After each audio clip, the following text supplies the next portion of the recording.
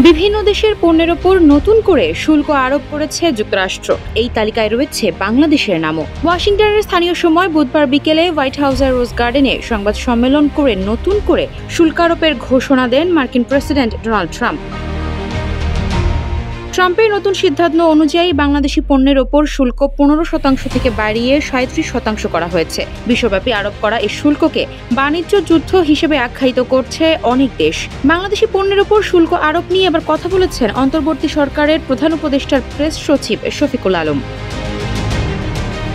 শুল্ক আরোপ নিয়ে বৃহস্পতিবার শফিকুল আলম তার ফেসবুক আইডিতে একটি স্ট্যাটাস দেন। তাতে তিনি লেখেন, বাংলাদেশ যুক্তরাষ্ট্র থেকে আমদানি করা পণ্যের ওপর শুল্ক বিবেচনা করছে। জাতীয় রাজস্ব বোর্ড দ্রুত শুল্ক যুক্তিসঙ্গত করার বিকল্পগুলি চিহ্নিত করছে, যা বিষয়টি সমাধানের জন্য প্রয়োজনীয়। তিনি আরও বলেন, যুক্তরাষ্ট্র বাংলাদেশের ঘনিষ্ঠ বন্ধু এবং আমাদের বৃহত্তম রপ্তানি গন্তব্য। ট্রাম্প প্রশাসনের দায়িত্ব গ্রহণের পর থেকে আমাদের দুই দেশের মধ্যে বাণিজ্য ও বিনিয়োগ সহযোগিতা বৃদ্ধির জন্য আমরা যুক্তরাষ্ট্রের সঙ্গে কাজ করে আসছি। মার্কিন সরকারের সঙ্গে আমাদের চলমান কাজ শুল্ক সমস্যা সমাধানে সহায়তা করবে বলে আশা করা হচ্ছে।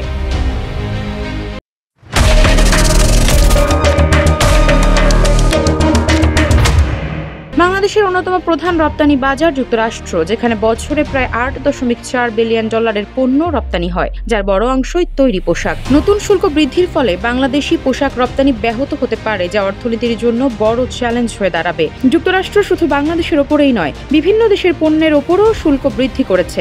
ভারতীয় পণ্যের উপর 26%, পাকিস্তানের 29%, চীনের 34% এবং ইউরোপীয় ইউনিয়নের উপর 20% শুল্ক আরোপ করা হয়েছে। আফসারা নাজ, নিউজ ডেস্ক, ইত্তেফাক।